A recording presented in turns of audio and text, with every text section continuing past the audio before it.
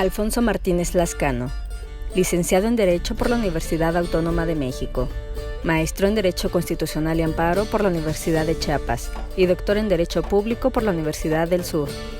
Ha sido investigador nivel 1 del Sistema Nacional de Investigadores CONACYT y nivel 5 del Sistema Estatal de Chiapas, presidente del Colegio de Abogados Procesalistas Latinoamericanos, socio fundador del Colegio Nacional de Profesores de Derecho Procesal, Dr. Cipriano Gómez Lara, AC. Miembro de la Asociación Mundial de Justicia Constitucional de Argentina. Durante 28 años se ha dedicado a la docencia en escuelas de educación superior y de posgrado. Asimismo, es director de la revista jurídica Primera Instancia.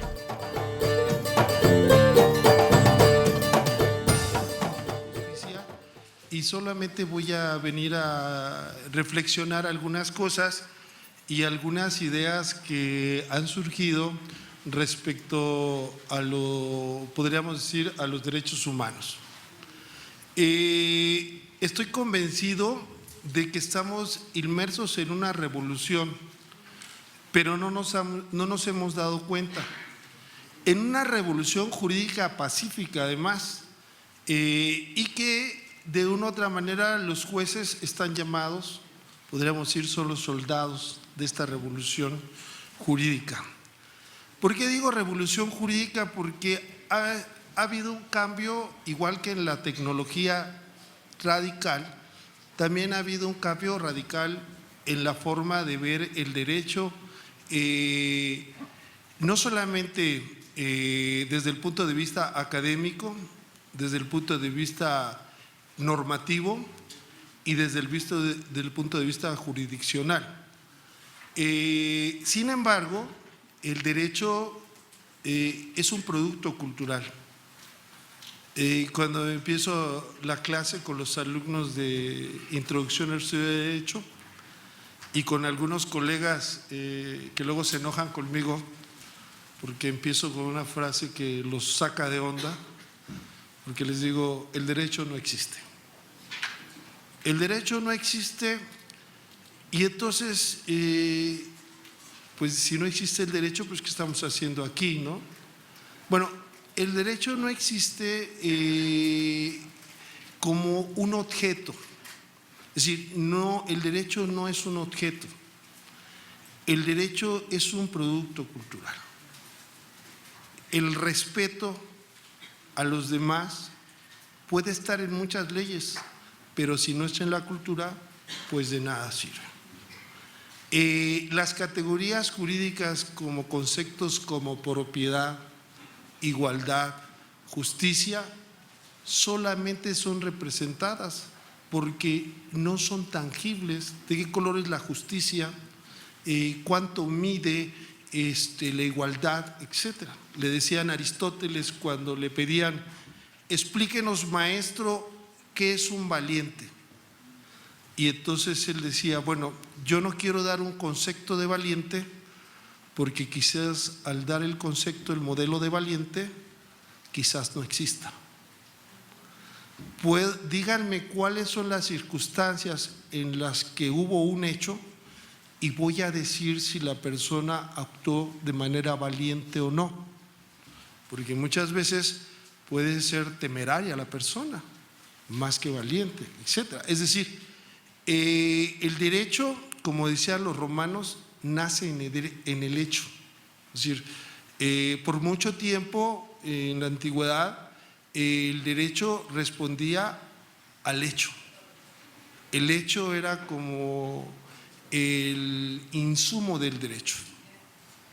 Pero para hablar de historia, pues de manera muy corta, vamos a decir que después nosotros quisimos que los hechos se amoldaran al derecho. No sé si me explico. Es decir, por un lado, los juristas decían que el derecho nacía en el hecho y cuando se inventaron las universidades y se quiso hacer ciencia del derecho, el derecho nace en lo que digan los juristas que es. Y voy a poner un ejemplo. Estoy haciendo estas pinceladas para las reflexiones finales de que quiero llegar. Así que, por favor, permítanme hacerla, ¿no?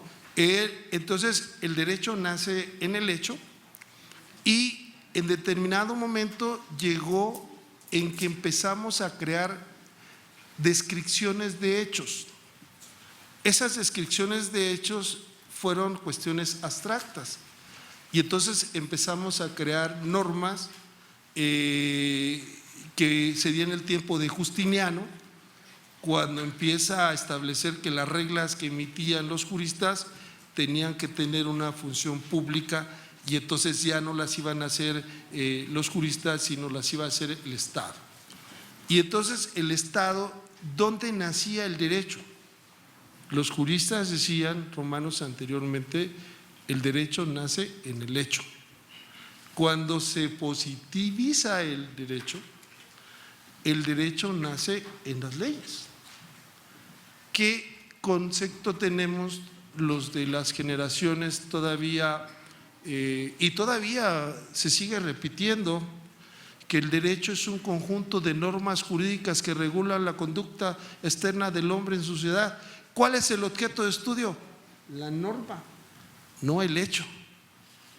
O sea, nos taparon a la diosa Temis, que tenía los ojos destapados, se la taparon. Es decir, dejaron de ver la realidad y se fueron a la norma. Y yo podría decir, cuando pretendo hacer alguna investigación, lo primero que diga, ¿qué hace un jurista o un investigador o un abogado o un operador jurídico que quiere encontrar el conocimiento jurídico? ¿A dónde va? A las leyes, a lo que dicen los juristas, no a la realidad. ¿Sí me explicó? Nuestro campo de estudio es lo que nosotros mismos decimos. Claro, hay algunos que son reconocidos y que marcan la pauta. Hace rato platicaba con la señora magistrada que nosotros en México y en Latinoamérica somos consumidores ideológicos. Consumimos lo que nos dicen los europeos, ¿verdad? A nuestro modo. Bueno, entonces llegó un momento en que el derecho no nacía del hecho y se convirtió en ley, y ese era el campo, en la escuela de derecho, en las universidades se enseñaba normas, se enseñaba conceptos, y eso es el campo del derecho. El campo del derecho es el campo de los conceptos, no el campo de las realidades. Entonces, por mucho tiempo, los operadores jurídicos estuvieron operando en base a hipótesis normativas, no a la realidad. Ahora, cuando ustedes se toman una foto o escriben una carta de amor y pasa el tiempo y ven esa carta de amor, pues resulta que ya no es esa situación que tenían, y uno dice, ¿cómo escribí esto? ¿Cómo le dije esto? ¿No? Si me engañó, se fue con otro, con otra, ¿no? O ven la foto y dicen, ¡ay, qué delgado estaba!, ¿no? Pues es que lo único que no cambia es que nada cambia. Eso es lo único que no cambia. Todo está en constante movimiento. Nosotros estamos en constante movimiento. Pero cuando se convierte en ley, se pone estático. Y la vida es algo dinámico, es algo que fluye constantemente. Pero como nuestro campo de estudio es la norma, pues esa no fluye. Ese es un cajón cerrado. Y fíjense nada más qué interesante, si ustedes, por ejemplo, abriéramos ahora todavía en las universidades, y no estoy diciendo que esté mal, se lleva todavía el libro de Introducción al Estudio del Derecho del doctor Eduardo García Maínez. Mis respetos, ¿verdad? Pero si nosotros vemos las fuentes formales del derecho, no vamos a encontrar a los tratados internacionales. Y ahora resulta que los tratados internacionales de derechos humanos están en zona VIP, están en la zona constitucional. Pero si nosotros vamos a estudiar esa carta de amor de a la que me o esa fotografía, esas ideas que nacieron en determinado contexto, pues vamos a aprender lo que dice ahí, y como el derecho es un producto cultural, vamos a seguir reproduciendo las mismas conductas. Yo pregunto, es una pregunta, también me pueden hacer preguntas. ¿Cuántos casos el año pasado, esa es la pregunta de los 64,000 pesos, fue condenado México por la Corte Interamericana el año pasado? ¿Cuántos casos? ¿Cuántos casos? ¿Alguien lo sabe? Bueno, lo tenían que saber. La Corte Mexicana dijo que todos los casos, todas las sentencias son obligatorias para los jueces mexicanos y tienen que aplicarlas de oficio. ¿Y entonces qué pasa? De repente uno ve sentencias y dice el juez: oiga, ¿cómo me estás pidiendo que haga el control difuso de convencionalidad si no me lo manifestaste? No me dijiste nada, solo es una expresión subjetiva. Yo pregunto, ¿qué lo que hacen los jueces, los secretarios, no son expresiones subjetivas? O sea, todo es subjetivo, todo es subjetivo. ¿Cuándo se vuelve objetivo? Hay una filosofía que se llama, que no tiene que ver nada con el derecho internacional, pero lleva el mismo nombre, se llama convencionalismo. Por ejemplo, también se llama episteme a los, al grado de desarrollo. Si nos vamos a un episteme donde la mayoría creía que la Tierra era plana y que era el centro del universo, pues si uno va a las universidades, eso enseñaban. Fíjense que la Tierra es plana, fíjense que la Tierra es el centro del universo. Y de repente pues nos dimos cuenta que no. Ahora hay unos locos todavía por ahí que andan diciendo que la Tierra es plana. Hoy todavía están haciendo otras teorías diciendo que la Tierra es plana. Yo no estoy diciendo que no sea plana porque tampoco me consta, ¿no? O sea, yo no he salido del planeta para ver el planeta si es plano. Yo tengo entendido que es plano, pero yo no lo vi. O sea, no me consta, ¿sí? Pero lo que estoy diciendo, cuando todos se ponen de acuerdo, pues automáticamente eso es. Estábamos en la Feria del Libro de Guadalajara, la Feria Internacional del Libro de Guadalajara, hace 2 años, y le tocó a un profesor antes que yo y empezaba a decir: señores, señoras, amen a la Constitución, defiendan a la Constitución, porque no se imaginan lo que haríamos sin Constitución. Entonces me toca a mí después, yo dije que el amor es ciego, pero yo no voy a amar a la Constitución. Quítenle el papel y la tinta a la Constitución, ¿y qué queda? Nada. Pero nosotros sí quedamos, ¿no? Nosotros sí existimos. ¿Cómo voy a amar a la Constitución cuando la Corte de repente mexicana en un caso, en una acción de inconstitucionalidad, declaró inconstitucional el arraigo penal, y entonces después ¿qué hizo el legislador? El constituyente permanente, ¿qué hizo? Lo puso en la Constitución el arraigo, y ahora es constitucional. Imagínense que alguno de nosotros ahorita saliendo nos dijeran: es usted sospechoso y va a estar usted 40 días detenido en un hotel, no tiene derecho a que le digan quién es su abogado ni qué se le acusa. Si seguimos dudando de usted, lo vamos a poner otros 40 días, está usted arraigado. Eso solamente pasa en los sistemas fascistas. Y lo ponen en el capítulo de derechos humanos. ¿Es un derecho humano el arraigo penal? ¿Se puede amar a la Constitución cuando la Constitución tiene contenidos que no son cuestionables?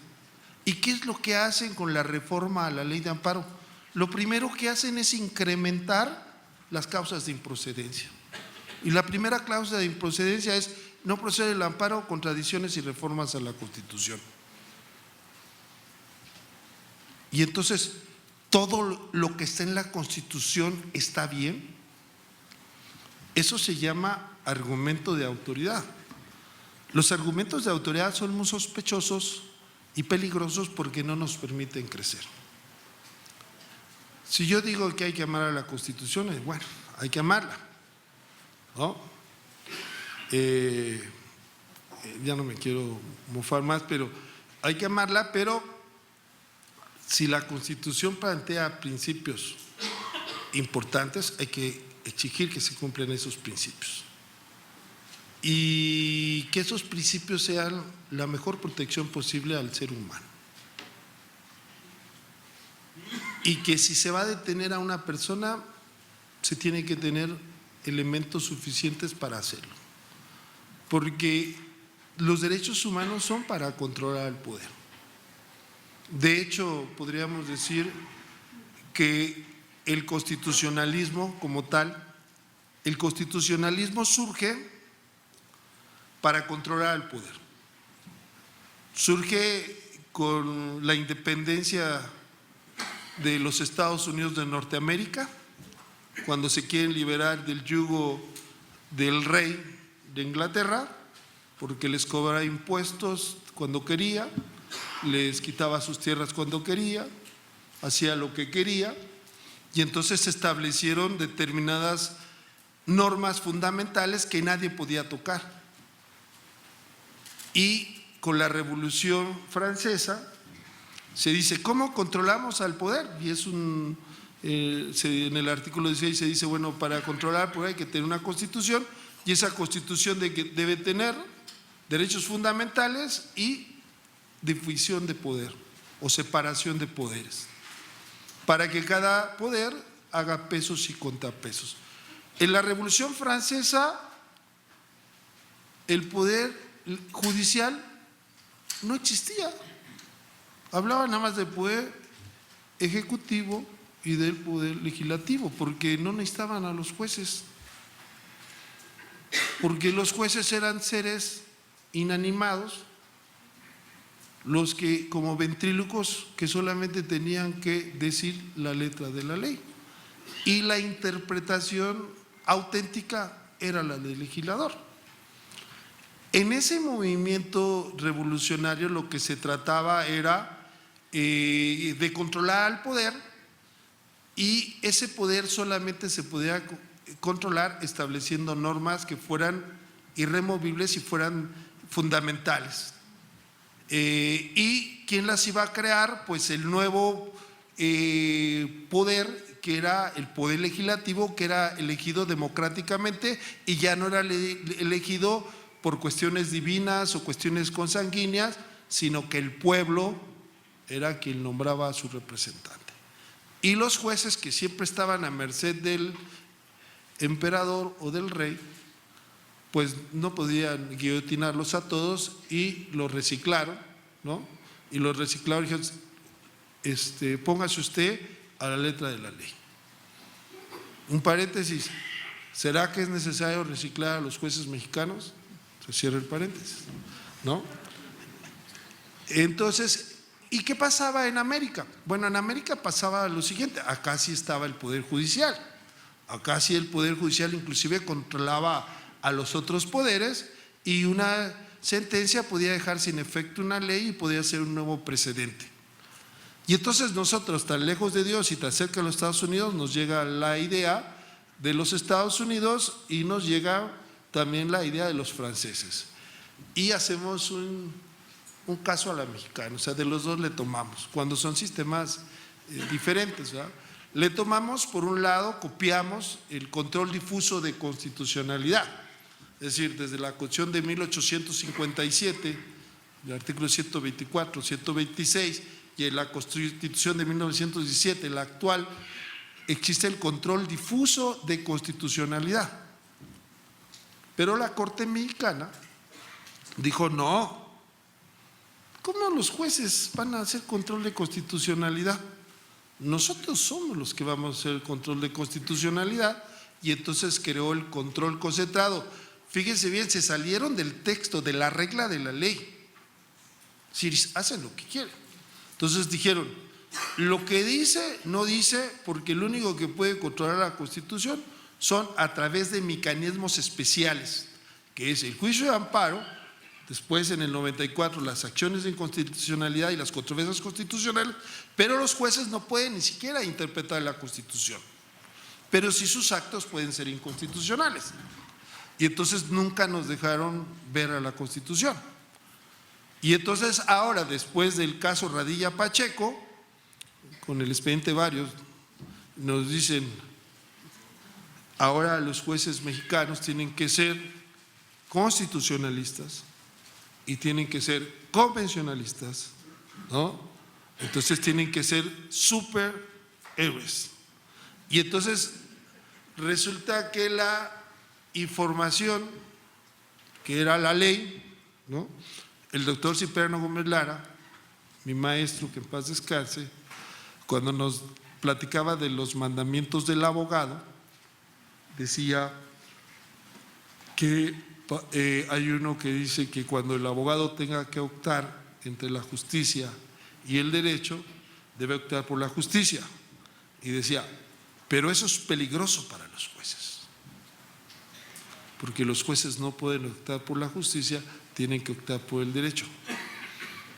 Claro, el doctor Cipriano Gómez Lara, un procesalista destacado, emérito de la Facultad de Derecho de la UNAM, pues su episteme pues era eminentemente procesalista, pero con reglas muy fuertes, ¿no? En las cuales, bueno, la última reforma al artículo 17, al tercer párrafo constitucional, en la administración de justicia, es que no se puede sacrificar el derecho sustantivo por el derecho procesal, siempre y cuando no se viole el debido proceso ni le queda de partes.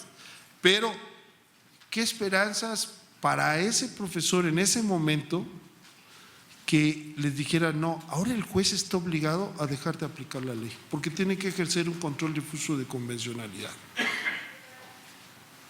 Pues no lo vivió, pero no lo creería él. Y no lo creería no porque estuviera mal, sino porque él estaba en una situación cultural intrínseca en el cual pues, la Constitución, por el simple hecho de ser Constitución, estaba bien, y que las normas procesales pues son normas que deben de cumplirse para el debido proceso, etcétera, pero hay una finalidad, el proceso tiene una finalidad, que no es resolver la controversia, sino resolver la controversia con justicia, porque si no, pues mejor un duelo, la verdad duraría menos el proceso, o un volado, ¿no? No sé. Entonces resulta ser que nosotros recibimos la información del control difuso de constitucionalidad, pero no nos lo permitieron en un país. ¿Y saben por qué no nos lo permitieron? Porque eso se llama control político. Por ejemplo, ahorita acaba de pasar algo importante, que bueno, todos sabemos del caso de Ayotzinapa, ¿no?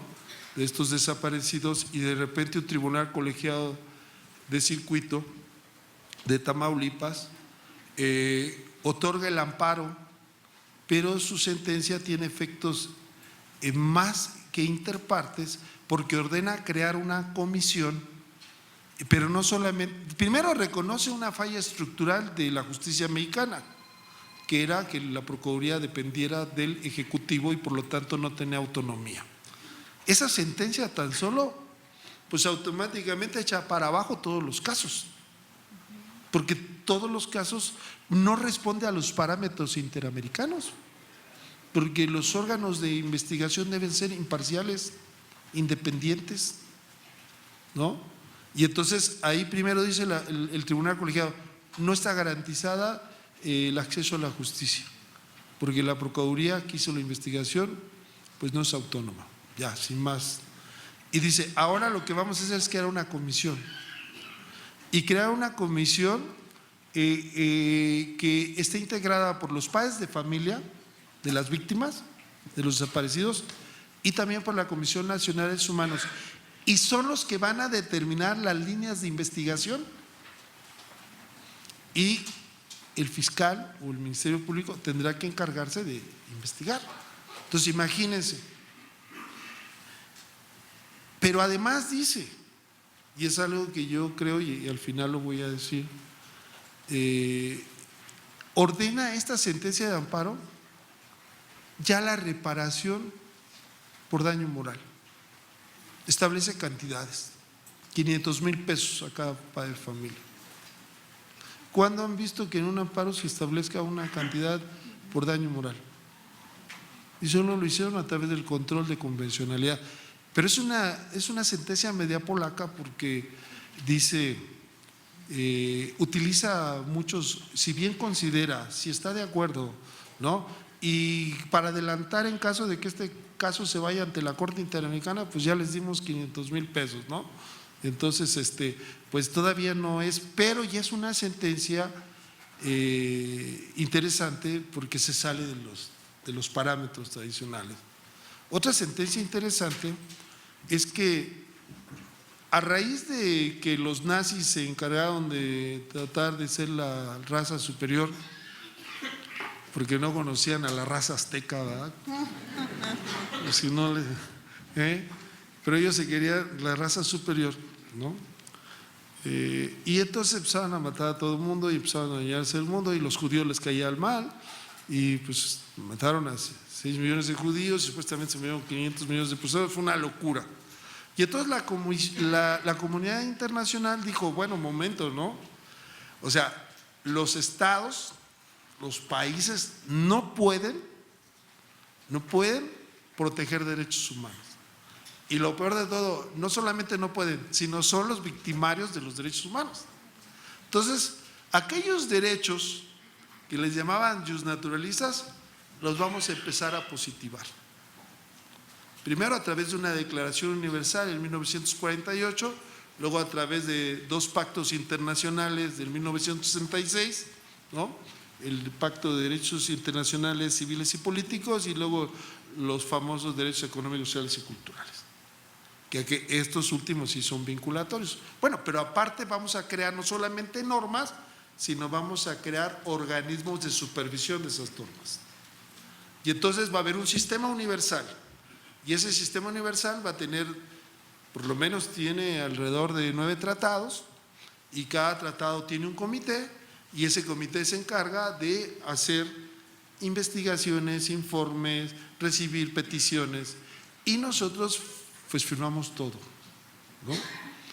Pero no hemos firmado un protocolo que generalmente el tratado internacional crea derechos y obligaciones, y los protocolos crean organismos que vigilan que se cumplan esos derechos. Los comités que nacen de los protocolos hay que firmarlo.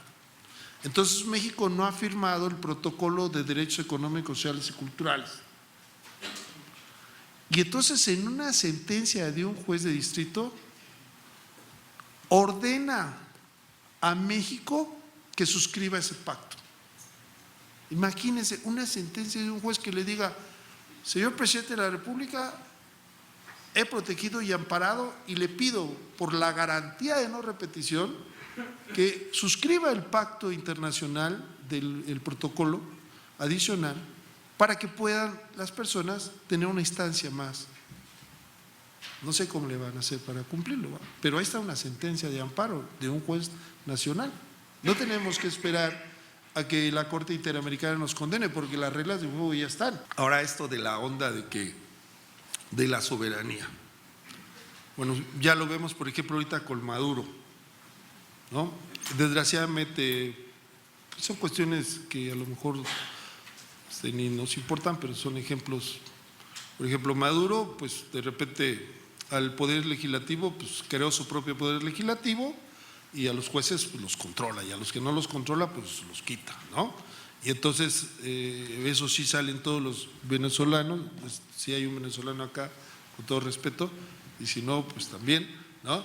Y agarran una constitución chiquita, ¿no? Y entonces, aquí está la constitución, nosotros la defendemos, la queremos, y sale el otro, ¿no? Y aquí está la constitución, ¿no? Y ahí están todos tienen la constitución, ¿no? Pero la manejan a su antojo, y entonces el derecho internacional creó normas que son vinculantes porque los estados no pueden ir en contra de esas normas porque se comprometieron. Pero ¿qué pasa de repente? Para que vean lo de la cuestión cultural, de repente venía yo reflexionando y una ministra de la Corte, ahora es ministra de la Corte, Margarita Luna Ramos, que fue mi maestra en la maestría, en una entrevista hace ya como 4 años, declaró que si se aplicaba un tratado internacional por encima de la Constitución, era traición a la patria. Y entonces yo la verdad la fui a ver a una presentación del libro y le pregunté 3 veces y las 3 veces me dijo, primero me dijo que era el contexto y luego me dijo, bueno, sí, y sí, bueno. ¿Cómo se puede pensar? O sea, es como decirle a uno, si aplicamos el contrato de arrendamiento que hice con mi inquilino, va a ser traicionar a la familia, ¿no? O sea, los pactos se hacen para cumplirse, ¿no? O sea, somos un Estado soberano porque firmamos los pactos que queramos, ¿no? O sea, de una u otra forma esto es así, no podemos estar jugando, cuando nos conviene sí y cuando no nos conviene no. Entonces, de una u otra manera, esa es la idea de los derechos humanos, que sean de índole internacional porque están ajenos a las coyunturas de los estados. Es decir, por ejemplo, imagínense nada más un candidato y el gobernador cuando era candidato a la presidencia dice, pues les vamos a mochar la mano a los ladrones. El artículo 22 establece que no puede haber mutilación, pero vamos, o sea, esto es cultural, ¿sí me explico? Entonces, hay determinados derechos que por protección están en el ámbito internacional. Voy a poner otro ejemplo. Resulta que después de la Segunda Guerra Mundial, pues Alemania se dividió en Alemania federal y Alemania democrática, ¿no? Y entonces se dividieron, los gringos pues tenían Alemania federal y los soviéticos hoy rusos tenían Alemania democrática. Y entonces pusieron en Berlín, dividieron a Berlín y pusieron los guardianes del muro.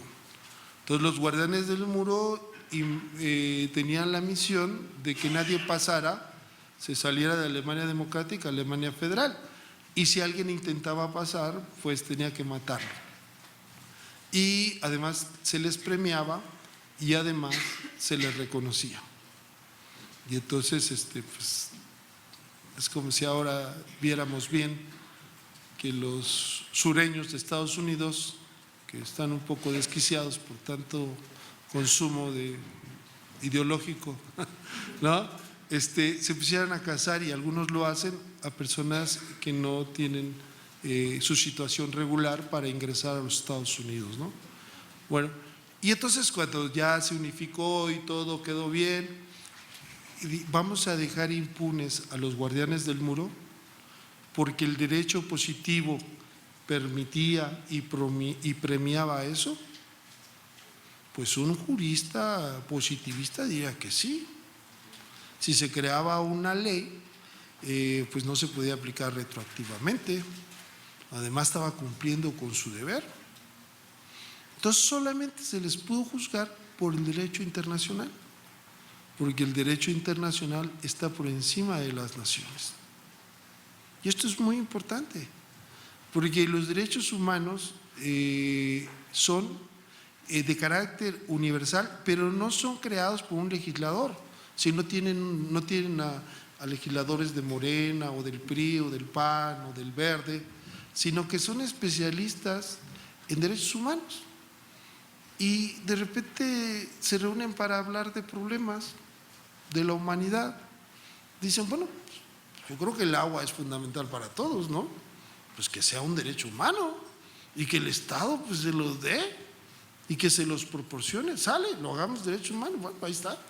Oye, pues yo creo que la gente tiene que tener salud, pues hagamos el derecho a la salud.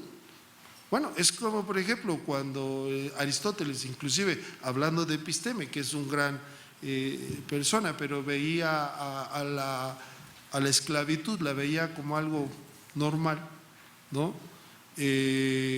Pues tuvo que venir un movimiento, una respuesta un contradiscurso y decir, bueno, todos somos iguales. Todos somos iguales y somos una especie, los seres humanos, y nadie es propietario de nadie. Y nació la igualdad, nació la libertad.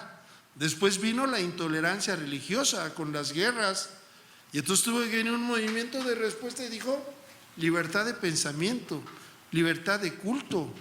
Y luego, imagínense, los derechos civiles y políticos, y entonces las mujeres en México ni siquiera tienen 100 años de ser ciudadanas. ¿Cuándo adquirieron la nacionalidad? Digo, la ciudadanía, las mexicanas, las mujeres mexicanas, ¿en qué año? En 1953, imagínense, ni 100 años. Ustedes díganme, hoy podrían concebir que yo quisiera quitarles el derecho a votar a las mujeres. Pues sería absurdo, ¿no? Pues llegó un momento en que era absurdo darles el derecho de votar a las mujeres, porque el derecho es un producto cultural, ¿no? Entonces, los derechos humanos son una respuesta a las necesidades, a el desarrollo de la potencialidad humana. Y entonces, en determinado momento, el tema de la soberanía, pues llegó un momento en que sí era importante, porque era como cuando éramos chicos que, bueno, yo jugaba, le declaro la guerra a, ¿no? Y salíamos corriendo, algo así, no me acuerdo, ¿no? Pues así era, ¿no? Pues ¿qué te parece si invadimos Polonia y luego nos recuperamos un poquito de Austria? ¿O qué te parece si nos vamos hasta Francia, ¿no? Pues, total, les declaramos la guerra. Bueno, y entonces un principio es la no agresión, la autodeterminación de los pueblos, la paz, porque si no nos vamos a matar. Porque si los Estados Unidos, con todo el armamento que tienen, quieren acabar con alguien de la humanidad, lo pueden hacer, desgraciadamente, porque todo lo que se invierte en armamento, ojalá se invirtiera en desarrollo humano. A lo mejor no necesitaríamos ir allá, gran parte de la población, pero se invierte en armas, ¿no? Y entonces, en determinado momento, inclusive se empezaron a crear, y esto también, por ejemplo, derechos sociales, económicos y culturales, y un principio respecto a que se tenía que hacer el máximo esfuerzo para atender las necesidades, como un derecho humano, el máximo esfuerzo del Estado de utilizar el presupuesto. Y por ejemplo, yo no sé si alguien, yo todavía no sé, ¿cuánto gastó el gobierno anterior en publicidad? Por ejemplo, yo vengo de Chiapas y el gobernador de Chiapas anterior quería ser presidente. Entonces empezó a trabajar el mismo modus operandi, ¿no? Se casó con una artista, ¿no? Era el mismo modus operandi, ¿no? Utilizó el mismo peinado, ¿no? Corría como él, ¿no? Y el primer informe de gobierno que tuvo, pues se parecieron espectaculares por todo el país, ¿no? De lo que hacía un gobernador en su estado. Mientras, pues somos uno de los estados con más pobreza. Tenemos casos ahí donde, por ejemplo, ahorita yo doy clase en un centro de derechos humanos que llevamos casos reales, es una maestría, ¿no? Entonces los chicos tienen que llevar casos reales, pues tenemos casos de indígenas que llevan 16 años en la cárcel en prisión preventiva. Tenemos gente que ha sido torturada y está en la cárcel y ni siquiera habla español y tuvo una asistencia de un abogado que ni siquiera tenía cédula. Y así, y son cosas de todos los días, ¿no? Entonces, el gobernador o el presidente o quien sea puede utilizar el presupuesto en lo que él quiera, pues hay derechos económicos, sociales y culturales.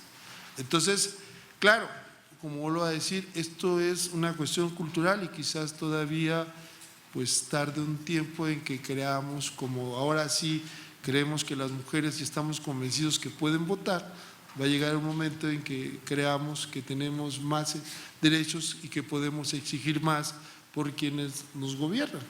Y entonces disfrazan sus fechorías en la soberanía.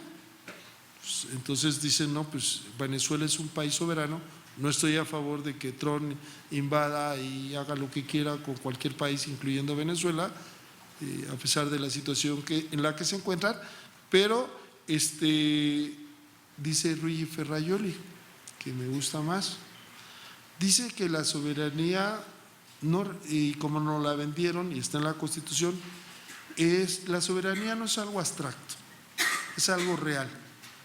La soberanía está fraccionada en cada uno de nosotros, porque cada uno de nosotros tiene derecho a la autodeterminación. Y entonces la soberanía es individual y no colectiva, porque la soberanía cuando es individual tiene rostro, la soberanía cuando es colectiva se pierde.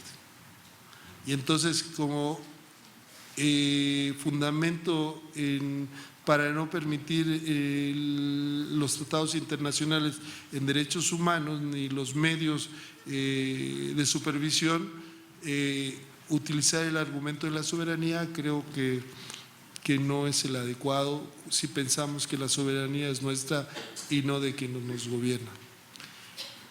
Bueno, y entonces, bueno, ¿y qué tienen que ver los jueces? ¿Verdad? Bueno, los jueces tienen que ver mucho porque son los protectores de los derechos humanos. Hubo una discusión, de esas discusiones como ustedes han oído hablar de las discusiones bizantinas, ¿no?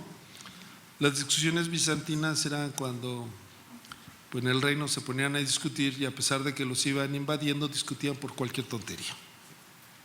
De cuenta que los van a asaltar y siguen ustedes discutiendo, ¿no? Por cualquier tontería, pues esas eran las discusiones bizantinas y entonces empezaron a distinguir si los derechos fundamentales, los derechos humanos o las garantías individuales eran iguales o diferentes.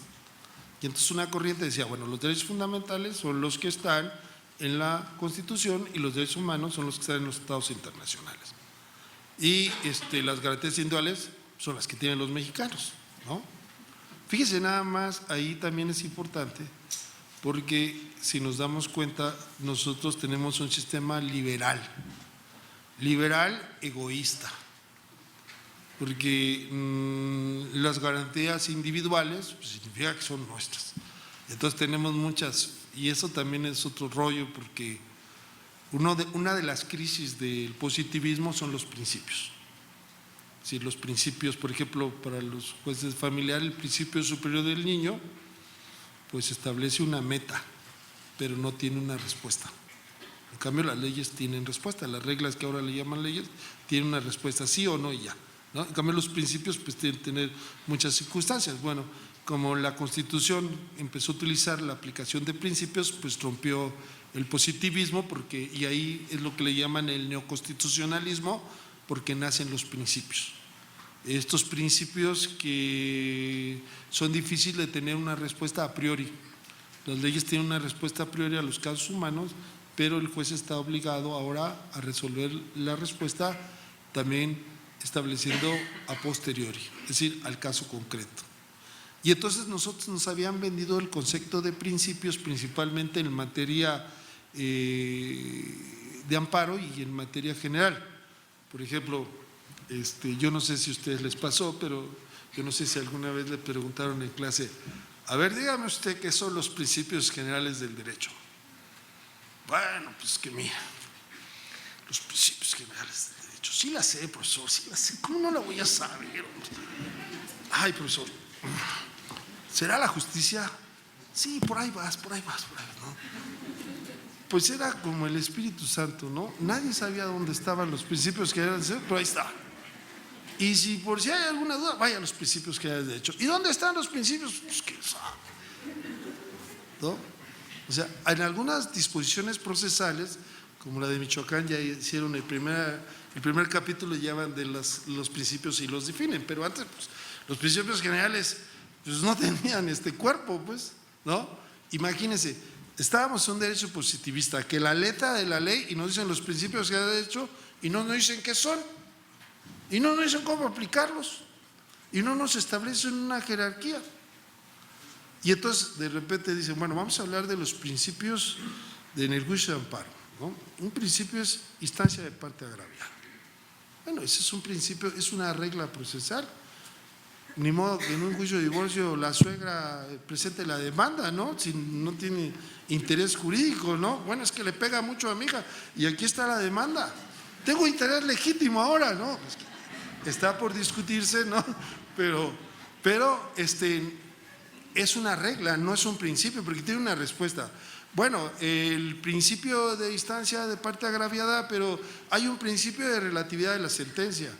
Bueno, nadie puede ser privado de sus derechos sino mediante previo juicio. Entonces es un efecto de interpartes, ¿no? Es una regla procesal, ¿no? El estricto derecho. ¿Alguien sabe por qué nació el estricto derecho? ¿Alguien sabe lo que? Y si se pone, no, el estricto derecho, no, el estricto derecho, no, estricto, fíjense nada más, ¿estricto derecho o estricta injusticia? El estricto derecho nació, no sé si todavía tengo tiempo, porque es una historia más o menos cortita. ¿Quieren que les cuente más cuentos? ¿Sí o no? Como dice Frost. Bueno.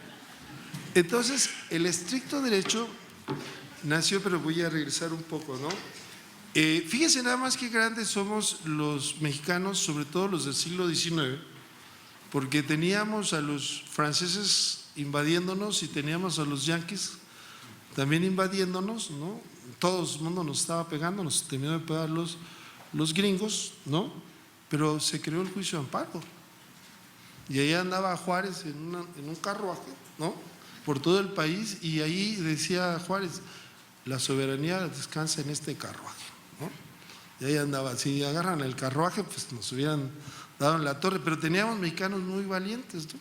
Y crearon el juicio de amparo. Y resulta que el juicio de amparo, cuando lo crearon, pues lo primero que hacían todos los abogados que presentaban una demanda y la parte demandada interponía un amparo contra la admisión de la demanda. Abrían el juicio de pruebas, interponían una demanda de amparo contra la admisión del juicio de pruebas. La primera ley de amparo es de 1861 y ahí establece las primeras reglas. Se enfadaron tanto con el foro mexicano que presentaban amparos tras amparos, que de repente la segunda ley de amparo de 1869 establecieron en el artículo 8º que era improcedente el juicio de amparo contra actos judiciales, ¿no? Entonces ya los amparos judiciales ya no eran procedentes. Pero pasó que de repente había un juez, Miguel Vega, en Sinaloa, que en un caso de riña condenó muy levemente. Y cuando dictó la sentencia ya llevaba más tiempo detenido y entonces ordenó la libertad. Y entonces se fue a la apelación el Ministerio Público, ¿no? Y la sala revocó la decisión. Pero pasaba algo muy interesante que yo creo que debe de pasar ahora,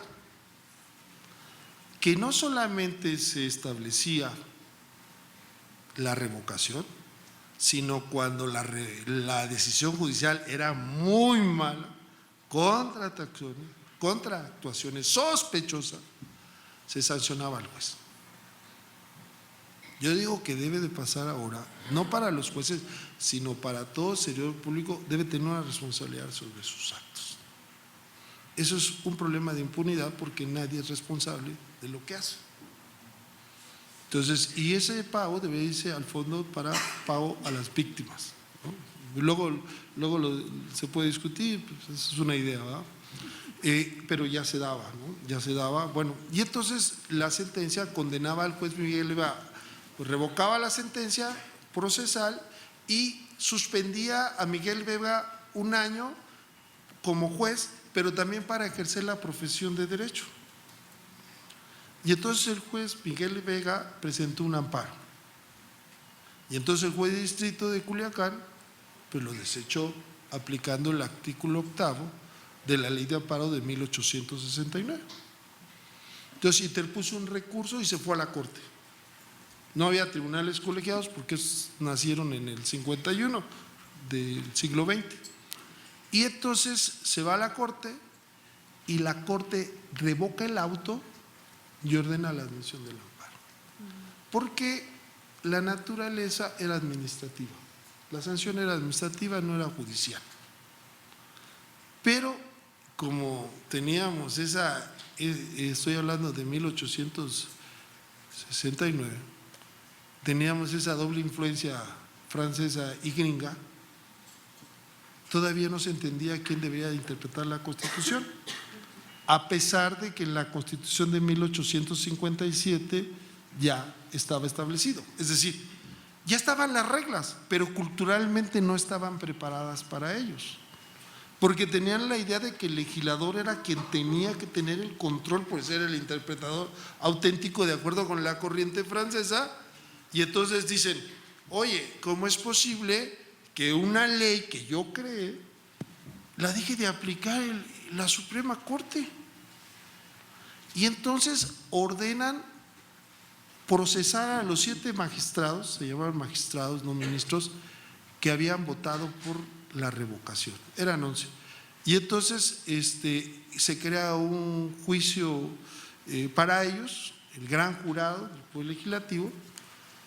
La Corte no les hace caso porque los ordenan comparecer. Fíjense nada más, una sentencia a todo lo que estaba ocasionando en el país. Había una cultura muy fuerte porque había periódicos que se llamaban como El Derecho, no recuerdo ahorita los nombres exactamente, pero seguían los casos.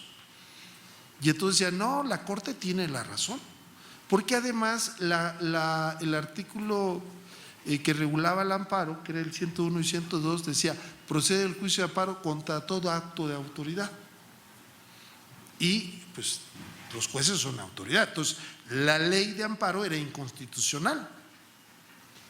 Pero la Corte no quiso decir, por lo mismo de esa fricción con el Poder Legislativo, no quiso decir que era inconstitucional la ley, solamente la dejó de aplicar.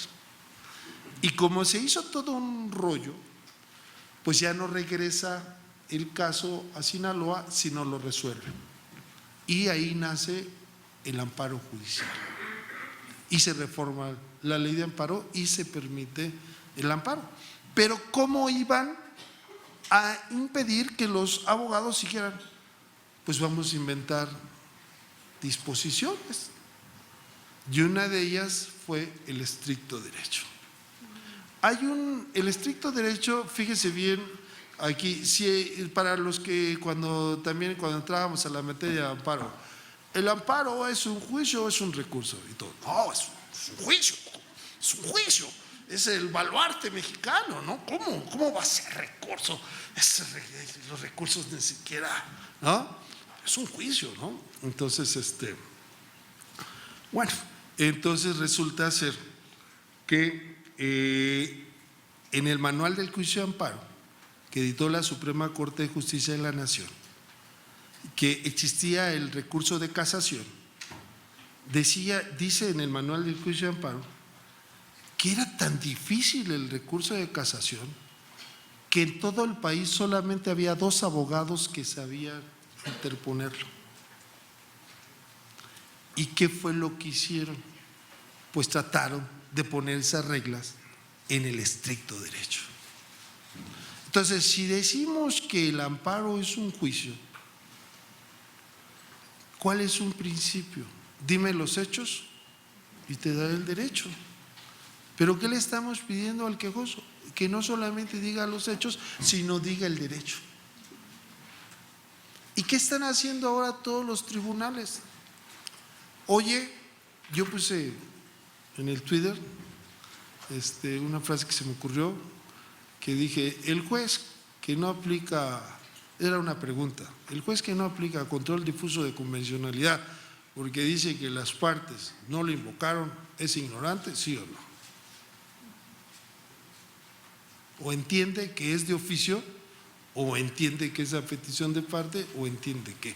Ahora, es cierto, no podemos aplicarlo porque no lo conocemos. O sea, tenemos que reciclarnos.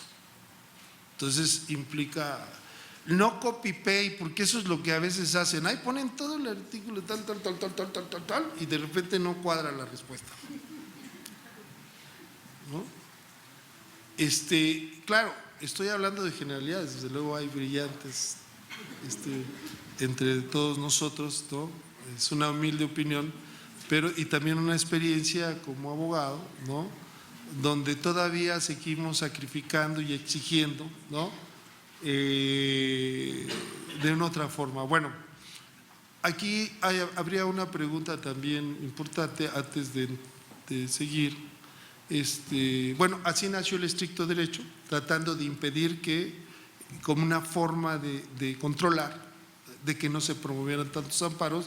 Inclusive llegó el momento en que se estableció en materia penal, como nada más había materia civil y materia penal, después se dio cuenta pues, que no debía funcionar en materia penal, y como fueron creándose normas diferentes como la laboral, pues se fue ampliando para algunas, pero todavía en materia mercantil y en materia civil está el estricto derecho. Los principios que nos habían vendido como principios no eran principios, porque ya tenían la respuesta. Fíjense nada más, aquí hay una situación importante. La relatividad de la sentencia, que es la fórmula Otero, y realmente ni la inventó Otero, sino la inventó Crescencio Rejón, porque primero se hizo el amparo en Yucatán. Si el amparo se hizo en Yucatán, ¿el amparo es mexicano o fue primero en la República de Yucatán? Esa constitución se hizo para independizarse de México,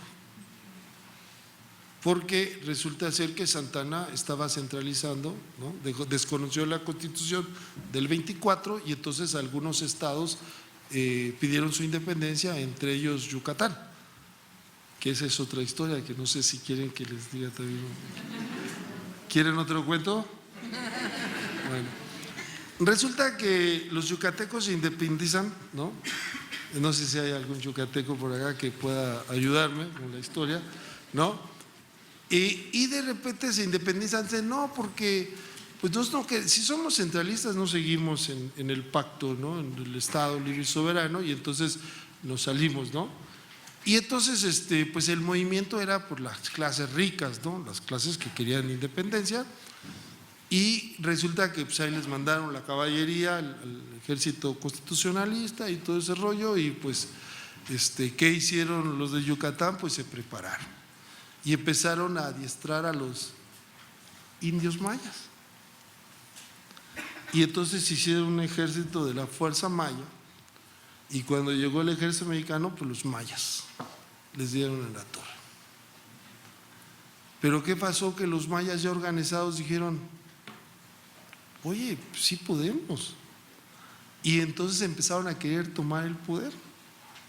Y entonces a todos los que los habían patrocinado, ¿no? A los finqueros, a los terratenientes, pues los empezaron a matar. Y entonces los yucatecos lo primero que hicieron fue decir, les mandaron un telegrama a los gringos y les dijeron, oigan, queremos ser gringos. Y en gringos les dijeron, oiga, ¿cómo van a ser gringos si tienen indios? Aquí los gringos somos gringos. Aquí los indios que tenemos ya los estamos acabando, y pues ustedes tienen muchos indios. Bueno, ahí nos salvaron los indígenas, Dijeron que hicieron mezclarse. Bueno, luego los yucatecos todavía dijeron, bueno, vamos a decirles a España que nos rescate. Y le escribieron a España, ¿no? Todavía no nacía el peje para que pidiera perdón, ¿no?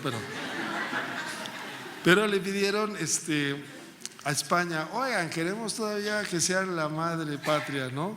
Y queremos seguir siendo españoles. Y le dijeron los españoles, pues ya no podemos, ya se nos acabó el imperio, y no.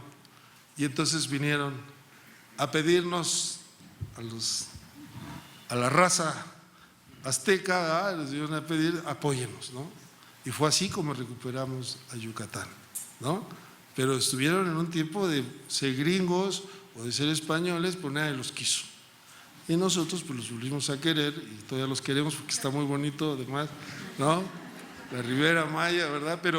Pero resulta que el amparo nace, que podríamos decir, que podríamos cuestionar si es mexicano o es yucateco, porque, por ejemplo, la Constitución chiapaneca, el primer artículo dice, y es algo que allá en determinado momento se dice mucho, Chiapas decidió en un momento dado e hizo un plebiscito, no como las consultas que hace, ya saben quién, ¿no? Hizo un plebiscito, bueno, también parece que hubo otro, entre si Chiapas era mexicano, era independiente o era guatemalteco. Afortunadamente somos mexicanos, ¿no? Pero ahí se veía que sí había un espíritu de las provincias de pertenecer a una federación, ¿no? Que Santa Anna lo rompió y por eso muchas se independizaron. Bueno, cuando vino acá, pues lo que hizo es copiar a Crescencio Rejón el amparo, ¿no? Y una de ellas era la famosa fórmula Otero, que significa la relatividad de la sentencia. Y que fíjese nada más en materia de derechos humanos, como no es un aspecto egoísta, hay un principio precioso que se llama la garantía de no repetición. Si hay algo que viola derechos humanos, debemos erradicarlo, no solo por el quejoso, sino por todos. Entonces, si es una ley que es inconstitucional, debemos erradicarla. Entonces, esos diferentes parámetros, diferentes valores de aplicación. Ahora, si nosotros decimos que nosotros a veces le llamamos así como la idea de la tecnología de punta o el estado del arte, en las ciencias sociales, que a veces se dice el estado del arte, como lo más avanzado, pues lo más avanzado es el control difuso de convencionalidad. Y, por ejemplo, a un justiciable, ¿qué le interesa? ¿Que esté en el catálogo de una convención o que esté en el catálogo de la Constitución o en una ley? Le interesa la protección de los derechos humanos. Cuando empecé a estudiar los derechos humanos, que aparte yo no lo estudié en la universidad inicialmente, sino que lo estudié por mi propia cuenta, porque cuando estudiaba la licenciatura pues no había derechos humanos. Los derechos humanos eran para los filósofos, ¿no? Para los filósofos, ¿no? Pues que los juristas que íbamos a hablar de derechos humanos, ¿no? Pero de repente los derechos humanos son la materia sustantiva del juicio de amparo y pues son una obligación conocerlos para todos los operadores jurídicos. Entonces los derechos humanos se fueron metiendo que ahora en la Constitución ya no se llaman garantías individuales, sino se llaman derechos humanos. Y entonces, queriendo explicar esto de los derechos humanos, yo escribí un artículo que le llamo el Big Bang de los derechos humanos. Es decir, como ustedes saben, hay una explicación científica que quiere decir cuál es el origen del universo, que es el Big Bang, la gran explosión. Bueno, ¿y cuál es el origen también de los derechos humanos?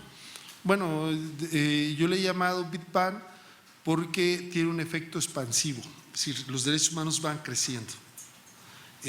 No están estáticos, son dinámicos. Cuando surge una necesidad, cuando surge alguna situación que necesita una atención básica, necesaria, una protección, tiene que nacer un derecho humano. Por ejemplo, cuando nació la tecnología, el derecho humano de acceso a la tecnología, ahí está. Entonces tiene que haber un derecho, tiene que haber un problema para crear un derecho humano. Estos derechos humanos no se generan por generación espontánea, es decir, no es un laboratorio donde están dogmáticos estudiando normas, sino están estudiando realidades para hacer las normas. Entonces, pero me puse a pelear con otro señor que es polaco, que habla de las generaciones de los derechos humanos. No lo conozco, ¿verdad? Pero me puse a pelear en sus argumentos porque él habla de ¿qué es lo que más se conoce? La generación de los derechos humanos. Primera generación, derechos civiles y políticos. Segunda generación, derechos económicos, sociales y culturales, etcétera, etcétera, etcétera, etcétera. Yo digo que está bien pero hay que ir más a fondo para explicarlo. ¿Por qué digo que hay que ir más a fondo? Imagínense, los derechos de primera generación son los derechos civiles y políticos que supuestamente nacen con la Revolución Francesa.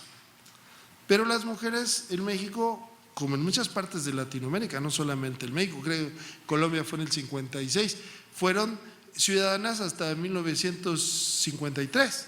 Es decir, ya había derechos civiles y políticos de primera generación, pero no nos llegaban a todos. Ya habían derechos a la libertad, pero había países como Sudáfrica que había el apartheid, donde había una segregación racial entre hombres por el color negro y blanco. Había guetos donde los negros no podían, o en Estados Unidos que los negros no podían ir a universidades, utilizar los baños o los restaurantes. Sin embargo, esto quiere decir que nace un derecho humano, pero no es una generación. Porque también, eso también se ha dicho mucho, que una generación generalmente sustituye a otra. Por ejemplo, nosotros próximamente ya no estaremos aquí y estarán nuestros hijos, nuestros nietos, etcétera. Ellos nos van a sustituir. Pero los derechos humanos son efectos expansivos porque no se sustituyen, sino se van complementando. Entonces no nacen generacionalmente, sino nacen expandiéndose. Y entonces ahora se estableció que los derechos humanos inclusive hay una cierta independencia, es decir, si se viola un derecho humano se violan todos. Y entonces es como para, digo yo, si hay una interdependencia entre los derechos humanos, entonces no debemos hablar de derechos humanos, sino debemos de llamar derecho humano, porque es un todo. Si se viola uno, se violan todos. Es como el juicio, se llama, ahí es al revés, se llama juicio de amparo, pero tenemos diferentes juicios de amparo, amparo directo, luego hay amparo en materia penal, etcétera. Sí, son los juicios de amparo. Entonces, si aquí tenemos una cierta independencia entre los derechos humanos, pues estamos hablando de que los derechos humanos, y así lo dice nuestra Constitución, pues están correlacionados, entonces es un todo. Bueno, ¿por qué nació el sistema interamericano? ¿Por qué se germinó? ¿Por qué llegó a donde ha llegado? Una, ineficacia de los estados nacionales para proteger y tutelar derechos humanos. Y los que dicen que se viola la soberanía, ¿saben quiénes en los casos mexicanos?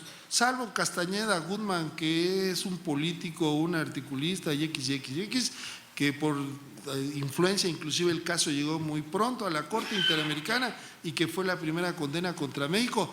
Todos los demás casos son personas que viven en una marginación total, indígenas.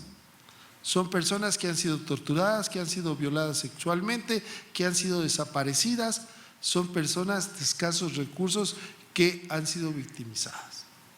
Y en el Estado mexicano, aún con nuestro juicio de amparo, porque han llegado casos a la Corte, no se han protegido.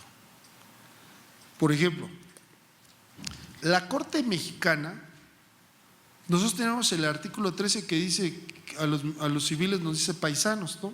Y está claro, pues la Corte mexicana pudo haber resuelto antes el problema de la jurisdicción militar en casos de violación de derechos humanos, porque no debe de conocer los jueces militares.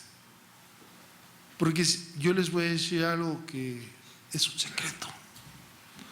Se los voy a decir porque todos los militares obedecen órdenes, no actúan por cuenta propia, solamente reciben órdenes. ¿Ya saben quién les da las órdenes? La mayoría de los casos mexicanos son por el fuero militar y son porque en lugar de ser castigados, violaciones sexuales a mujeres indígenas delante de sus hijos en su casa, y quedan en impunidad. Y el Estado mexicano, creador del juicio de amparo, no puede hacerlo, no lo hace. Hay una frase que a mí me gusta mucho: a todos diles que sí, pero no le digas cuándo. Eso es la política mexicana. Fíjense nada más qué grosería. El primer caso importante, podríamos decir, el caso Radilla Pacheco, cuando, bueno, no lo han encontrado, ¿verdad? Ni saben si está vivo o muerto, pues no se puede decir. Parte de la condena es que lo encuentren vivo o muerto o sus restos. ¿Y qué creen que hacen cuando le entregan el cheque a la hija de Radilla Pacheco, a la señora Pita? Le entregan un cheque nominativo a favor de Radilla Pacheco para abono en cuenta. Imagínense, esos somos. O sea, realmente cuando nos proponemos hacer el mal, lo hacemos. Entonces, realmente las instituciones mexicanas no son garantes de derechos humanos, como quisiéramos. Afortunadamente nació la Corte, pero la Corte, ¿cuántos casos creen que conoce al año la Corte? 14, dicta 14 sentencias de fondo, 12 sentencias de fondo. ¿Cuántas sentencias ha condenado la Corte Interamericana a México? El que me lo diga, le doy un libro. Tienen que leerlo. Ya van muchas preguntas que no contestan. No, son 10 casos, de los cuales 9 nos han condenado. El año pasado nos condenaron a 3 en el mes de noviembre y en el 2013 nos condenaron a 1. Y todas esas condenas no se han cumplido totalmente. En el caso del 2013,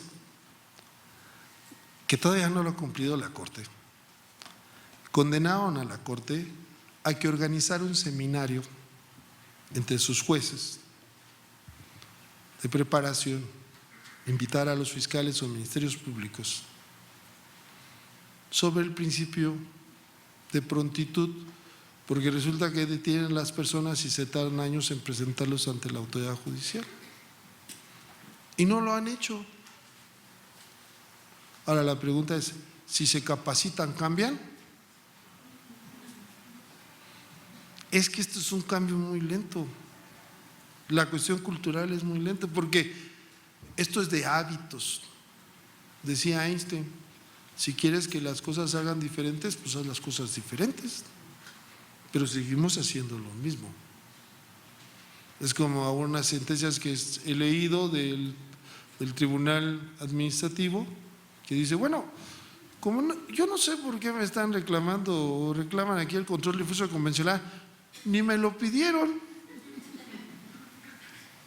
Entonces sus agravios son inatendibles, ¿no?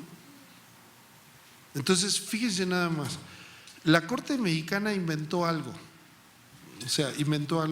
que inclusive podemos decir que la Corte Mexicana en sus momentos ha violado la Constitución. Violó la Constitución cuando estableció el control concentrado. Obvio que violó la Constitución, porque no es posible que con el artículo 133 actual tenga una interpretación diferente, cuando el origen es influencia gringa. Obvio que la violó. Ahora la acaba de violar hace poco, porque nosotros teníamos en el artículo primero un principio que es el principio pro persona.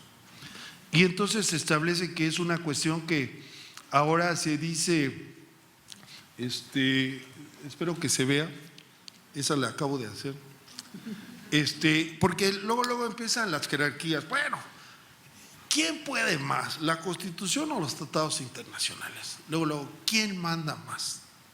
¿No? ¿Quién tiene la razón? Y entonces los constitucionalistas dicen que la Constitución, y los que no somos profesos de ciegamente de amar a la Constitución, decimos que los derechos humanos. Los derechos humanos están por encima de la Constitución y de las convenciones, y los derechos humanos están desde luego encima de las leyes, porque los derechos humanos están basados en principios y las leyes generalmente en reglas, lo que ahora se conoce como reglas o normas que tienen una respuesta, ¿no? Entonces no se trata de jerarquías. Pero ¿qué dijo la Corte Mexicana? Dijo, si hay una restricción constitucional Y a pesar de que el tratado internacional tenga una protección mayor, ni siquiera voltees a ver al tratado internacional. Ni siquiera hagas ponderación. O sea, está violando el artículo primero constitucional. El artículo, y no le ha querido llamar a lo que algunos le llaman, como todos los países normales, podríamos decir, le llaman bloque de constitucionalidad, sino le han querido llamar bloque de regularidad constitucional para establecer las restricciones constitucionales. Y por ejemplo, eso hace mucho daño. Por ejemplo, dice aplicándose independientemente del arraigo, independientemente del arraigo, dice una tesis por ahí, que los trabajadores de confianza no tienen derecho a la reinstalación por una restricción constitucional. ¿Es discriminación o no es discriminación? Todos los tratados internacionales, la cláusula común es no discriminación, hasta hay un tratado internacional para no discriminación. Ahora, los que estudian derecho laboral, que la verdad yo no sé para qué estudian, porque no, pero pues, las reglas son otras, ¿no? O sea, los rudos nos han ganado a los técnicos, la verdad hay que reconocerlo, son muy fuertes, ¿no? Resulta que, pues, por ejemplo, crean un puesto X, el mensajero, y le ponen trabajador de confianza. ¿Y qué dice la Ley Federal del Trabajo, que es el origen? No importa la denominación que se le dé al cargo, lo que importa son las funciones. Y si solamente pueden ser trabajadores de confianza los que tienen una relación directa y inmediata, y los trabajadores que tengan una categoría general. Y entonces solamente es trabajador de confianza el contador general y no los contadores que están bajo sus mandos. Pero aquí nos hemos creado a crear plazas de confianza, porque son las que no tienen estabilidad laboral. Y hace rato les decía, no podemos meter esos temas en el Comité Internacional porque no hemos firmado el Pacto Internacional. El día que firmamos el Pacto Internacional, esos temas van a llegar y tiene que cambiar, porque un trabajador es un trabajador. Punto. O sea, hasta las plazas luego hasta se venden, ¿no? Por ejemplo, hace rato platicaba con el doctor Gerardo Rodríguez, que hay un fenómeno en nuestras universidades. Yo le expliqué, yo extrañado le preguntaba, no sé si pasa esto en la universidad donde trabajas, pero resulta que hay secretarias, asistentes de los administrativos que tienen plazas de profesores de tiempo completo, medios tiempos, y los que están dando clases no tienen plazas, tienen asignaturas. Esto es el mundo al revés. Tienen una novia y le hacen profesora de tiempo completo y ni siquiera, ¿no? A veces hasta los nombran honoris causa, ¿no? La verdad, ¿no? O sea, ¿de qué se trata? ¿No? Esta simulación que llega al descaro. Bueno, entonces, esa es una de las… Entonces, el derecho es un producto cultural, y ya voy a terminar. Entonces, el derecho está en el mundo del ser y los derechos humanos están en el mundo del deber ser. Entonces, por más que se expande, la cultura sigue siendo estática. Mientras los derechos humanos empiezan en las decisiones de cada uno de nosotros. Y a veces hasta, por ejemplo, ponemos un policía en la entrada, hijo, denle tantito poder y me canso que lo ejercen. Lo ejercen, ¿no? Se pasan, de veras. Se pierde la finalidad. ¿Para qué sirve el Poder Judicial? ¿Cuál es su finalidad, su función? Allá en mi tierra, que es una tierra extraña, pues los magistrados son amigos del gobernador. Nunca fueron abogados, no tienen carrera judicial. La Constitución dice que todo aquel que ingrese al Poder Judicial a partir de jueces será por un examen de oposición. ¿Cuántos exámenes de oposición llevamos? Ni uno. Y la Constitución esa reforma está desde el 2012. ¿Qué pasa? Eso, pregunto, ¿no es un problema para los justiciables? Eso es un problema para los justiciables. Que llegan los políticos y quieren hacer todo. Tú consíguete un buen secretario, llegas a firmar. Que te haga chingona la firma nomás. Que no te tiemble el pulso, ¿no?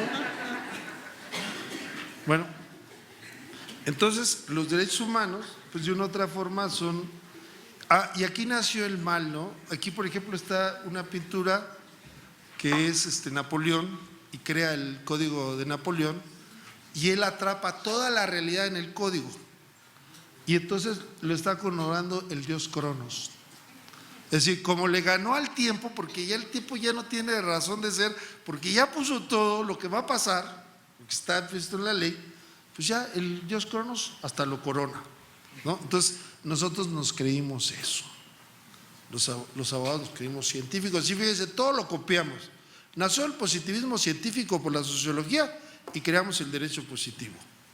Nació la teoría, la crítica a la razón pura y creamos con Kelsen la teoría pura del derecho. Esa pura quiere decir abstracta, quiere decir a priori, es decir, el derecho solamente tiene fórmulas a priori.